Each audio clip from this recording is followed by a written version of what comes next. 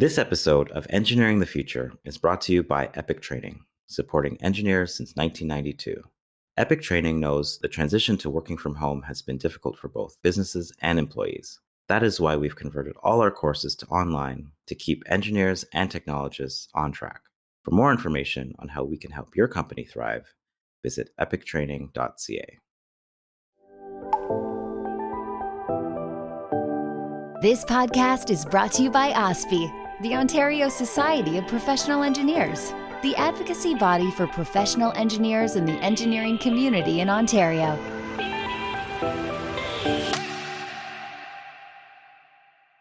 Welcome to Engineering the Future, a podcast presented by the Ontario Society of Professional Engineers. I am your host, Jerome James.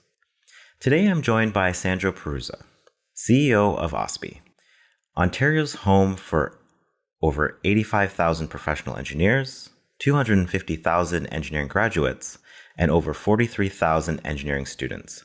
OSPE is the advocacy body of engineers of Ontario and the body that is bringing this podcast to you today. Sandro, let's get right into it. Remind us why engineering is so integral to a thriving economy and the safety of the public. Why does something so important as engineering need its own advocacy body? Oh my goodness, that's a really good question, a loaded question. Where do I start? First off, I'm going to say that engineering is so often forgotten by economists, by the government, policymakers, and the public, because when you think of it, there is no really identifiable engineering industry per se. Engineering is invisible because engineering is everywhere. It's so immersed in our economy, the people, including politicians and economists, just take it for granted. You talk to the average person about engineering and they'll immediately think of infrastructure. And certainly lots of engineering that happens in infrastructure. And they think of someone on a job site with a white hard hat. That's not actually where engineering happens. It happens in an office, in the design. It happens in teams, people talking to the client, understanding how that design is going to be used, and so forth and so on. But the other thing, too, is there is no engineering sector because engineering, as I said earlier, is everywhere. It's in advanced manufacturing. It's in energy. It's in healthcare. You think of IT, the financial sector, agricultural sector, mining. I can go on and on and on. So when you think of those key drivers of our economy, it's those sectors. And it's engineering, right. The technology that engineers are developing and are implementing are what's driving financial gain in those sectors. So this is why engineering is so important to the economy. And then when we design that technology, we want to ensure that that technology is actually working for the public. It's keeping us safe. So, there is no engineering sector. Engineering is everywhere. And because it's so diverse, because it's so widespread, you need a group to bring it all together and to speak with one voice to government. And that's what OSPE is all about. Mm-hmm.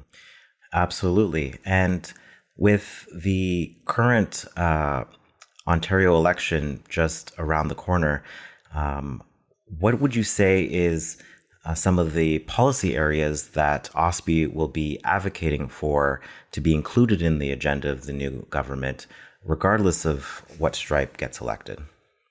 Okay, that's another really good question.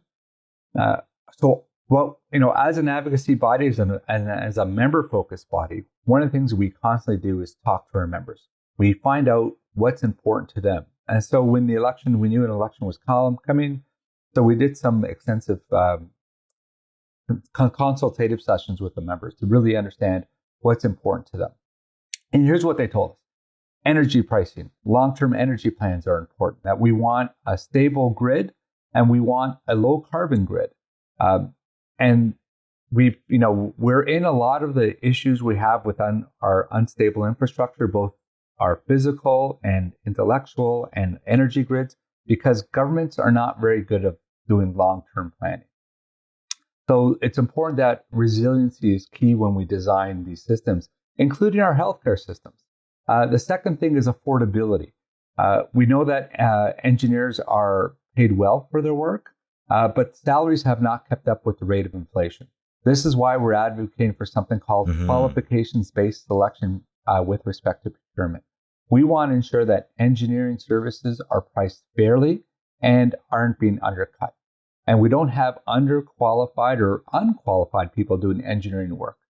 That way, the projects are built on time, on budget, and they withstand the time that they're budgeted for. That when we build bridges, they last for 100 years, not for 50 years. Our members also want to remove the barriers to existing good-paying jobs. We want more opportunities for engineering graduates, newcomers into the country, and existing engineers already working to progress in their careers.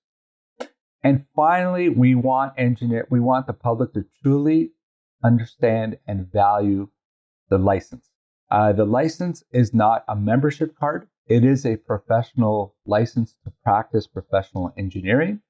And thus, our members are looking for regulatory reform to ensure that this is reflected in the Professional Engineering Act. We hope you're enjoying this episode so far. At OSPE, we're here for you, making sure government, media, and the public are listening to the voice of engineers. You can learn more at ospe.on.ca. You've touched on so many different areas, and it seems as though OSPE has their hand in many different parts of the public interest. You touched on healthcare. We're just getting out of a global pandemic. How would you say that this year's election in 2022 differs from a health perspective than what issues that we were advocating for when the 2018 election was here? Sure. I think the pandemic has exposed just how fragile our healthcare system is. We can't continue to build a system built on an old model. That technology is becoming more and more intrinsic in our healthcare system and in our patient care. And that engineers are, again, driving much of this technology. As well as when you think of COVID, all the response to COVID certainly has been led by our healthcare systems and our healthcare professionals, but they've been supported by engineers. When you look at how we're testing new vaccines, how we're developing new vaccines, how we're testing for our wastewater to determine levels of COVID in different populations in different regions and segments of cities, that is all being done by engineers. So the healthcare system is specifically, we want to advance it and move forward with it and make it ensure that it becomes more resilient and more responsive to these changing trends, that engineers are important to us. I'll share a story with you. When I first started at OSPE, one of the first events I was at was with the University Health Network. So I'm saying, why are we going to University Health Network for an engineering event? Well, they run a lab there where they actually test new technologies before they're deployed in the field. And it's really interesting. They have I shouldn't call them the test dummies, so they can test how this equipment reacts with them. And then once it gets to a certain level, they actually bring in actors who act as patients, and they put them through like a real trauma center. And they see how this equipment, how the doctors use this equipment within different traumas and different scenarios. So it's really interesting. And all of this was designed and led by professional engineers. Absolutely. Can you elaborate a little bit more about, with regards to energy? What do you see as one of the biggest hurdles in future energy policy in Ontario moving forward as it relates to the global climate crisis? Sure. When you look at the windstorms that ripped through Ontario 2 weeks ago, and it affected all parts of the province, it just demonstrated just how fragile our energy system is, and our grids are so not resilient. They haven't been built with a resilience in mind with climate. So this provides us an opportunity now to actually rebuild a more resilient grid, and a grid that reflects our low carbon intention moving forward. A grid that will allow us to build more renewables into it. So, the trouble again with governments is they have short-term outlooks. They're here for 4 years. If they're lucky, they'll have an 8-year term. But you need to start thinking 50 years out, this really long-term view. And that's the value that engineers bring, is thinking of, okay, what is the future? We need to shift from a carbon-centric energy system to a low-carbon energy system and a net zero system. Engineers can actually plan that out over several years. Right. I know OSPE is involved in advocacy with regards to changing the Ontario's building code. Can you elaborate on that point? Sure. We have a working group that is actually looking at the building code and how do we start to build, again, with a low carbon future in mind. So one of the things that we're looking at is, are there different types of material we can build with? Wood, for example. You can actually build multi-story buildings using a wood framework as opposed to just concrete and steel. But also the energy systems within buildings. Again, the pandemic has exposed that since, COVID is airborne, and when you have these sealed buildings, you can be in one part of a building and someone has COVID in a different part, and now all of a sudden it goes through the system, and now you're exposed to it. So we need to future-proof our buildings for future pandemics.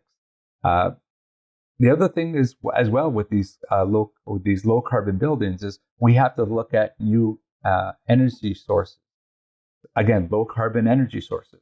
So one of the things that we've been studying, and we've actually had some guest speakers talk to our energy system, our energy task force on, is heat pumps. How do we implement heat pumps and build heat pumps into new buildings? Because that is the way of the future. And if we can figure this out and be early adopters at this will provide economic dividends for Ontario, because this is a technology we can be exporting worldwide. That's a great point. And there's so many opportunities for engineers in Ontario to get their voices heard and have a seat at the table where decisions are being made. We have at OSPE opportunities to sit on task forces, to be on committees. Can you elaborate on the type of opportunities that OSPE members have to be a part of the advocacy process? Sure. So our tagline is, we are the voice of Ontario's engineers. Really what that means is we provide a platform for engineers that come together and identify what the problems are, these big issues, and then actually come up with some solutions on how to tackle these crises that we're facing. So we actually need our members to sign up as subject matter experts. We call them ambassadors because they're ambassadors to the profession and they're ambassadors of OSPE. So for example, we're launching a new task force focused on the climate crisis. So we're looking for subject matter experts to advise us on a whole bunch of different issues.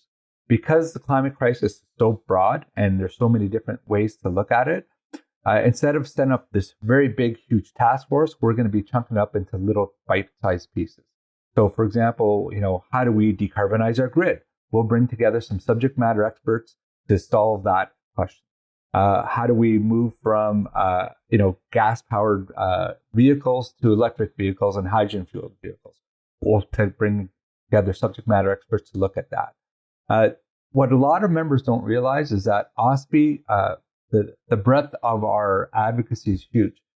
Over the last 3 years, we responded to 50 official government consultations at the provincial level and at the federal level. What we don't tell people is that there were additional 40 private consultations that we were invited to. These are things that aren't on a public record. They're in camera where a government official will reach out to us, policy people reach out to us, and they'll give us 2 or 3 different questions to ask, or they'll test some different theories before they go public with it. So we bring our subject matter experts together and actually respond to that. And it really is a great way for our members to get involved in shaping public policy at the ground level before it goes to broader consultation. So it actually helps frame the question that goes out through consultation.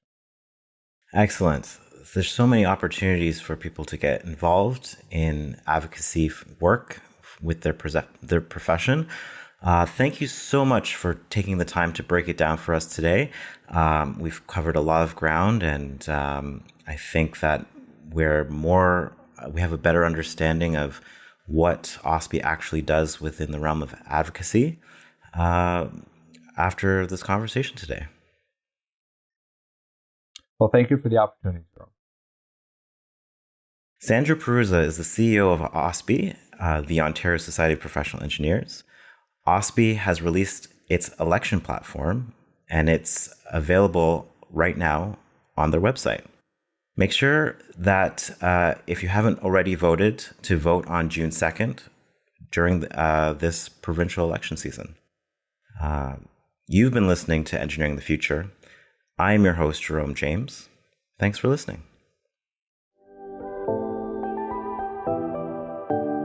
From all of us at OSPE, the Ontario Society of Professional Engineers, thanks for listening. Please be sure to subscribe so you don't miss an episode.